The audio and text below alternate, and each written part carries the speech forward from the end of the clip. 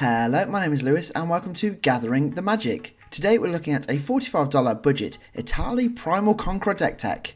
When Etali ETBs, each player exiles cards from the top of their library until they exile a non-land card. You may cast any of those cards for free. Etali can also transform into a huge 11/11 indestructible dino that gives those deadly poison counters. This deck is going all out exile. We're exiling cards every which way, having those cards to support our exiling strategy and protecting Etali until we can transform him and batter our opponents into oblivion. Now, let's get right into the budget brew. As always, we're starting off the deck tech super hot with all of that ramp. First up we have Arbor Elf to untap target forest and Elvish Mystic to tap for a forest. We have two more 1-drop green mana dorks in Finethorn and Llanowar Elves. There's Cultivate and Kadama's Reach to search your library for 2 basic lands, putting one into your hand and the other straight onto the field tapped. There's Mana Geyser to add a mountain for each tapped land your opponents control, and Nature's Law to search your library for a forest card, putting that card straight onto the field. We've added Harrow to search your library for 2 basic land cards, putting them onto the field, first having to sack a land to cast, and Wild Growth to enchant target land. Whenever enchanted land is tapped for mana, its controller adds an additional forest. Onto the mana rocks, we have Felwar Stone to add 1 mana of any colour a land an opponent controls could produce, and Gruul Locket to add either red or green. It can be sacked at a cost to draw 2 cards. We have Gruul Keystone to add again red or green, with an option to become a 3/2 artifact creature with trample until end of turn, and Gruul Signet to pay tap and add both of those Gruul colours to your mana pool. To play into our exile loving theme, we have Lotus Bloom with Suspend 3. Lotus Bloom can be sacked to add 3 mana of any 1 colour to your mana pool, and Soul Talisman also with Suspend 3. The talisman can be tapped for 2 colourless mana. There's Rift Sower with Suspend 2 that can add 1 mana of any colour, and Search for Tomorrow with Suspend 2 to search your library for a basic land card, putting it straight onto the field. There's Arcane Signet to add either of those Gruul colours, and finally we have Soul Ring, because Soul Ring. Before we get onto all of that exile, make sure to smash that like button and subscribe down below for all things MTG. Subscribing is completely free to do, and it helps our channel grow and grow as we head towards 5,000 subscribers. Another way to help support the channel is to use our referral code Gathering-Third-Magic when signing up to Card Market, and shout out to Mysticus for using our code. You love to see it. Now we're going to look at all of those cards that love other cards being exiled. First up is Durnan of the Yawning Portal that when attacks, look at the top 4 cards of your library, exiling a creature card from amongst them. For as long as it's exiled, you may cast it. It also has Undaunted.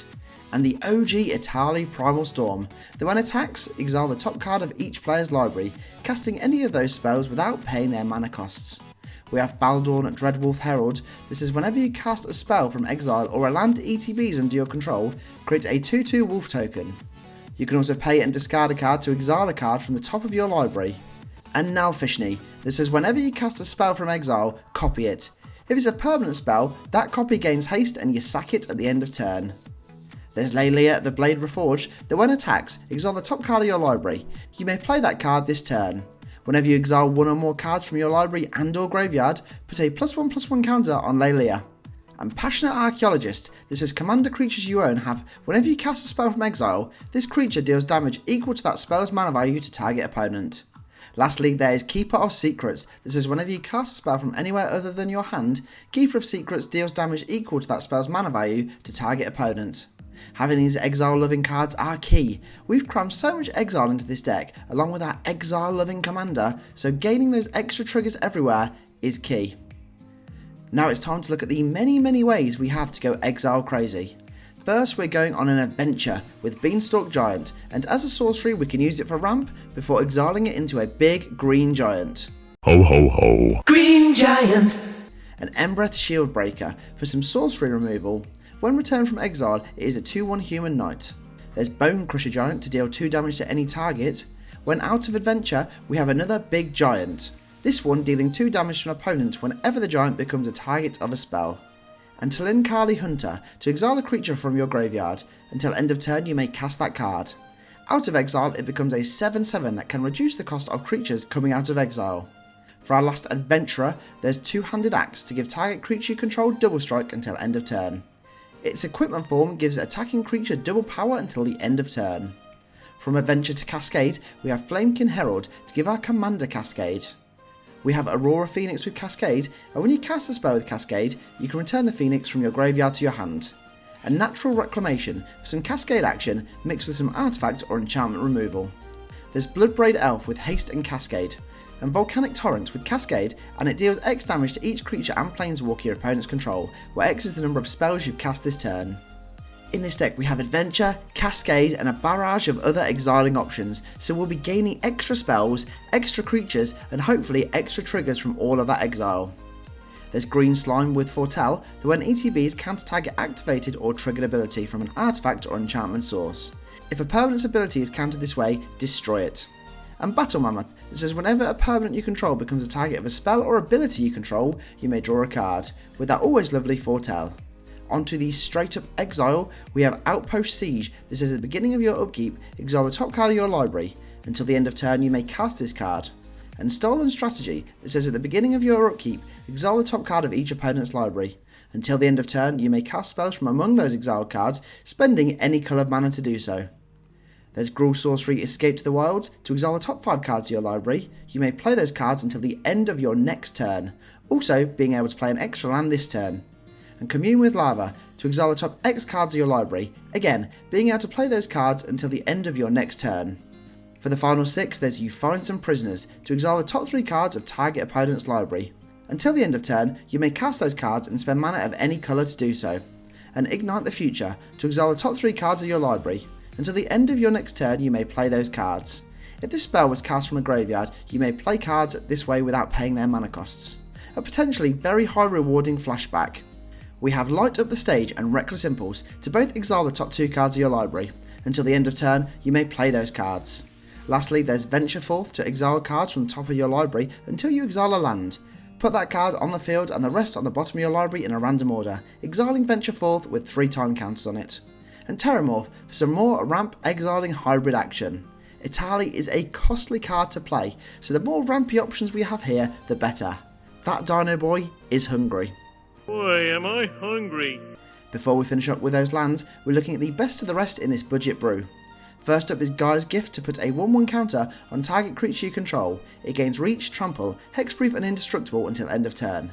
And Hunter's Insight, to choose target creature you control. Whenever that creature deals combat damage to a player or planeswalker this turn, draw that many cards. There's Snakeskin Veil, to put a 1/1 counter on target creature you control. It gains Hexproof until end of turn. And Tamio's Safekeeping, to give target permanent you control Hexproof and Indestructible until end of turn. You gain 2 life. We've got Swiftfoot Boots, to give equipped creature Hexproof and Haste, and Alpha Authority, to give enchanted creature Hexproof and cannot be blocked by more than 1 creature. As we touched on earlier, Etali is a costly commander and an even more costlier one to flip, so having a ton of protection in this deck to keep Etali around is essential. Time to unleash the Umbra with Boar and Snake Umbra. Boar gives enchanted creature +3/+3, Snake gives enchanted creature +1/+1 and has whenever this creature deals damage to an opponent, draw a card. Both of them having that tasty totem armor. Rounding the trio off with Spider Umbra, to give enchanted creature +1/+1 reach and totem armor. And Canopy Cover, that says enchanted creature can't be blocked except by creatures with flying or reach. It also can't be the target of spells or abilities your opponents control. For some more removal, there's Cankerbloom, to sack and destroy target artifact, enchantment or proliferate, and Goblin Anarchomancer, to cheapen those red and green spells. For the last 2, there's Harmonize, to draw 3 cards, and Green Staple Return of the Wildspeaker, to beef up those non-humans or draw cards equal to the greatest power amongst non-humans you control. As we always do, it's time to round off this budget deck tech with all of those lands. Starting off with the basics, we have 15 Forest and 14 Mountain, as this deck has slightly more of that green mana. There's Command Tower to add either Gruul colours, and Exotic Orchard to add 1 mana of any colour a land an opponent controls could produce. We have some land staples in Evolving Wilds and Terramorphic Expanse to both pay and sack to search for a basic land, putting it onto the field tapped. For that tiny bit more exile action, there's Mosswalk Bridge and Spinerock Knoll that both hide away 4, both having those added options to play the exile cards for free. Finally, we have Wooded Ridgeline, because we love a mountain forest. Etali is a great new commander from March of the Machines that builds on the original Etali and puts some steroids on it. With plenty of ramp, exile and protection, this is a deck that, whilst won't be hitting the highest of power levels, will provide lots of fun in a game of EDH. It's just a shame we'll never see another Etali card. R.I.P. Etali. There we have it, that is the $45 budget Etali Primal Conqueror deck tech. Thank you for watching, and don't forget to smash that like button and subscribe down below for all things MTG. Check out our link tree in the description below for all of our affiliate links. For now though, I'm all tapped out, so I'll see you in the next video.